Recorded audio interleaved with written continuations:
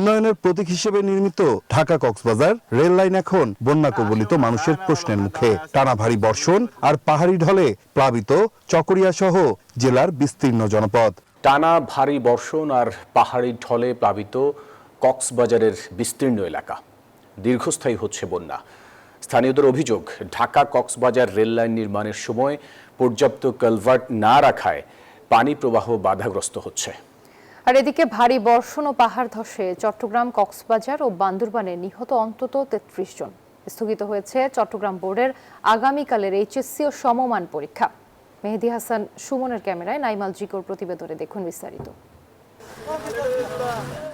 উন্নয়নের প্রতীক হিসেবে নির্মিত ঢাকা কক্সবাজার রেল লাইন এখন বন্যা কবলিত মানুষের প্রশ্নের মুখে। টানা ভারী বর্ষণ আর পাহাড়ি ঢলে প্লাবিত চকরিয়া সহ জেলার বিস্তীর্ণ জনপদ।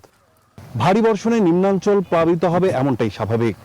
তবে 2023-এর পর থেকে চকরিয়ার বাসিন্দাদের ভোগান্তি যেন চরমে।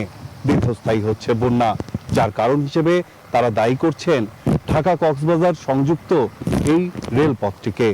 স্থানীয়দের অভিযোগ, অপরিকল্পিতভাবে নির্মিত রেল লাইন পানি চলাচলের স্বাভাবিক পথ আটকে দেয়ায় দ্রুত নামছে না বন্যার পানি।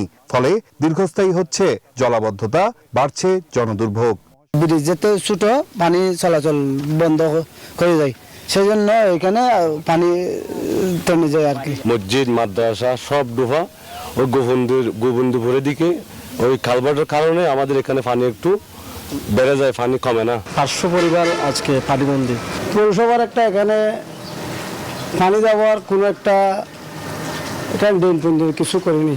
স্থানীয় জনপ্রতিনিধিদের ভাষ্য, প্রায় 11,500 কোটি টাকা ব্যয়ে নির্মিত 470 কিলোমিটার দীর্ঘ ঢাকা কক্সবাজার রেলপথে পাহাড়ি ঢলের পানি চলাচলের জন্য পর্যাপ্ত কালভার্ট রাখা হয়নি। ফলে একপাশে পানি আটকে থেকে বসতবাড়ি, সড়ক ও কৃষিজমি প্লাবিত হচ্ছে। 7-10 দিন যদি বৃষ্টি হয় তাহলে পাহাড়ের মাটিগুলো নরম হয়ে অনেক সময় বিভিন্ন ধসে পড়ে। টানা বর্ষণ ও পাহাড় ধসে চট্টগ্রাম, কক্সবাজার ও বান্দরবানে গত 5 দিনে অন্তত 33 জনের মৃত্যু হয়েছে। ঝুঁকিপূর্ণ এলাকা থেকে মানুষকে নিরাপদ আশ্রয়ে সরিয়ে নেওয়া হলেও অনেক এলাকায় এখনো পানি কমেনি।